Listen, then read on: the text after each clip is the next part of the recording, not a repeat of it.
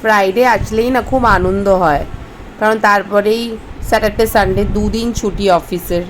তো Friday office শেষ হতে হতেই একটা মুড এসে যায় যে প্রায় 2 দিন ছুটি, ফ্রাইডেও শেষ হয়ে যাচ্ছে। তো ফ্রাইডে রাত্রির 10টার সময় হঠাৎ হাঁটতে বেরিয়েছিলাম আবিরের সাথে। তো আবির বলল চলো একটু আইসক্রিম খেয়ে আসি।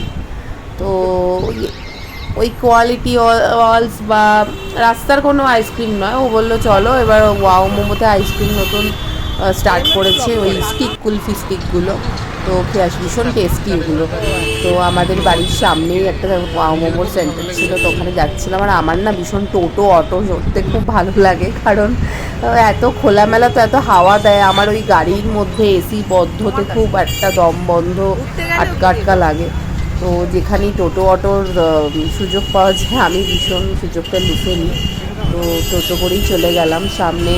আবার নেমেই দেখছি গরম গরম বাদাম ভাজছে, সেটাও খেতে ইচ্ছা করলো, কিন্তু খাওয়া তো যাবে না। এই দেখো পাশে আমি ভয়েস ওভার দিচ্ছে, আরেকজন আওয়াজ দিচ্ছেন।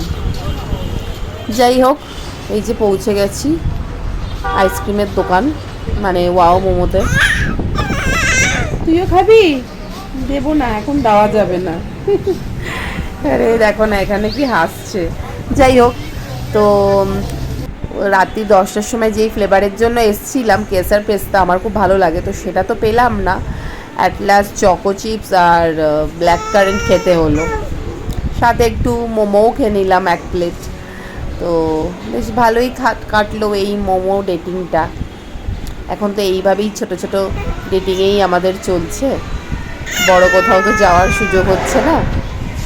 দেখা যাক কবে আবার যেতে পারি বড় কোথাও। ঠিক আছে, চলো টাটা সবাই, হ্যাপি ফ্রাইডে।